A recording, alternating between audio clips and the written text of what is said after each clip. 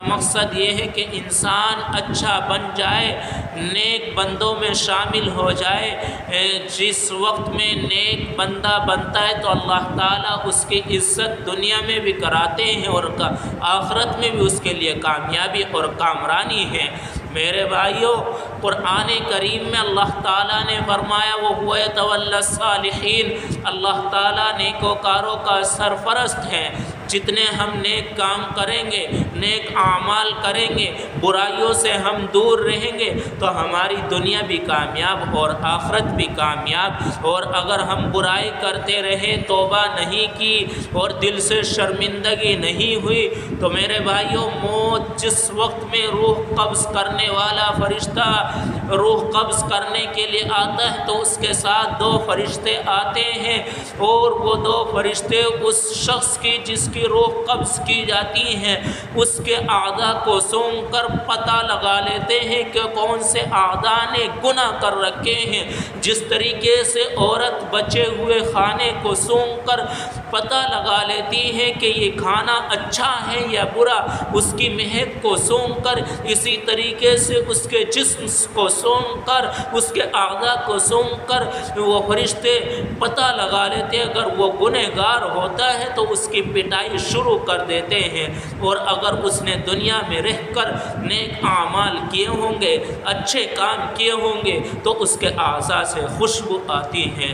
ہمیں چاہیے کہ ہم نیک اعمال کرتے رہے اور نیک اچھی سوسائٹی میں ہم شامل رہے، بری سوسائٹی سے ہم بچتے رہے۔ پیارے حبیب صلی اللہ علیہ وسلم جن کے پسینے مبارک کے قطروں سے خوشبو آیا کرتی تھی، آپ کے پسینے مبارک کو ام سلیم رضی اللہ تعالیٰ عنہ اکٹھا کرا کر جمع کروا لیتی تھی اور ان کو مشک میں اپنی خوشبو میں شامل کر لیا کرتی تھی۔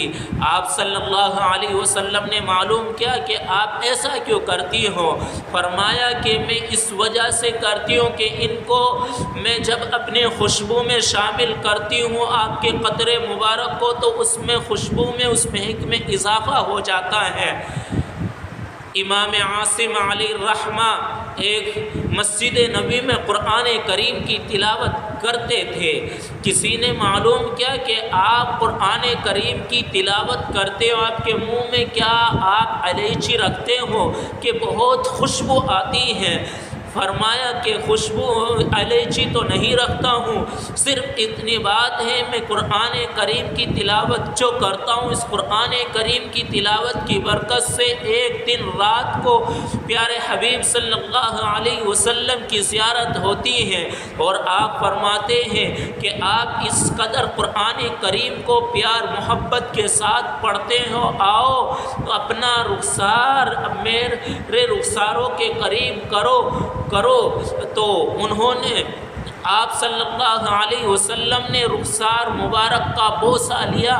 جب سے بوسہ لیا تو اس وقت سے مجھے میرے جسم سے میرے منہ سے خوشبو آتی ہے۔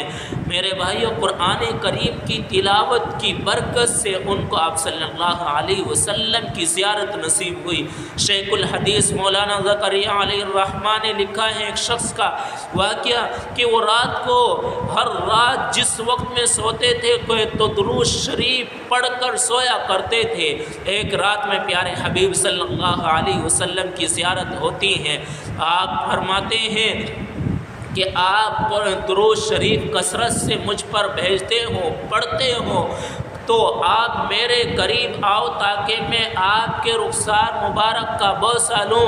تو وہ شخص آپ صلی اللہ علیہ وسلم کے قریب ہوتا ہے تو آپ ان کے رخسار مبارک کا بوسہ لیتے ہیں۔ تو شیخ الحدیث مولانا زکریا علیہ الرحمہ نے لکھا ہے کہ ان کے منہ سے 8 دن تک خوشبو نہیں گئی۔ یہ آپ صلی اللہ علیہ وسلم پر درود شریف پڑھنے کی برکت سے آپ کو زیارت نصیب ہو جاتی ہے۔ یعنی جس شخص کو آپ صلی اللہ علیہ وسلم کی زیارت نصیب ہو جائے تو اس کا کہنا ہی کیا ہے کہ اس کی دنیا بھی کامیاب اور آخرت بھی کامیاب۔ تو میرے بھائیوں، بتلانے کا مقصد سمجھانے کا مقصد، بولنے کا مقصد یہ ہے کہ ہماری زندگیوں میں تبدیلی آئے، ہم اپنی زندگیوں کو پیارے حبیب صلی اللہ علیہ وسلم کی سیرت کے مطابق، قرآن کریم کے مطابق گزارے، اور اگر گناہ ہو جائے تو اس پر توبہ اور استغفار کرے، دل سے شرمندگی کے ساتھ توبہ کرے۔